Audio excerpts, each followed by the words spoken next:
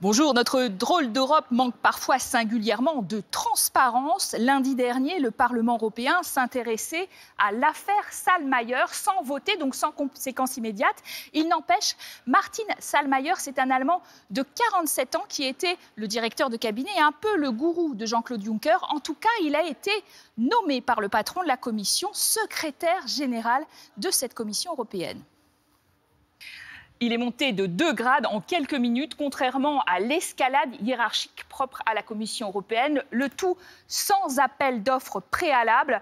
Bref, il a même surpris le collège des commissaires qui n'ont appris leur nomination que sur place, comme nous le raconte un certain Katainen, le vice-président. Je crois qu'aucun des commissaires n'était au courant de la nomination de Selmayr. Nous en avons entendu parler par le président Juncker pour la première fois quand cela est arrivé sur notre table.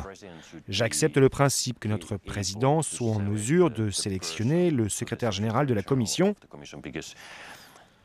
car le secrétaire général est l'officiel le plus haut gradé pour mettre en œuvre les politiques européennes. Donc je comprends, ça s'est toujours passé comme cela, c'est le président qui choisit. Bien sûr, certains ont soulevé la question de la transparence.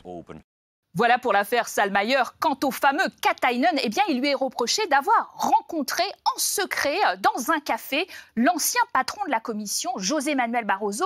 Or, cet ancien président est précisément interdit de lobbying aux abords de la Commission européenne puisqu'il travaille désormais pour Goldman Sachs, un pantouflage qui avait suscité pas mal d'émotions en 2016. Il y a aussi l'affaire de cette ex-commissaire Nelly Kroes qui, elle, a choisi d'avoir des intérêts dans un paradis fiscal, intérêts privés donc, qui ressemblent bien à un conflit d'intérêts.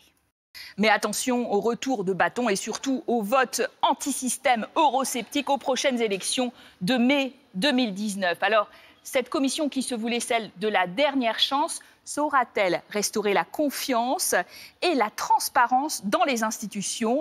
C'est la question qui se pose de plus en plus dans notre drôle d'Europe.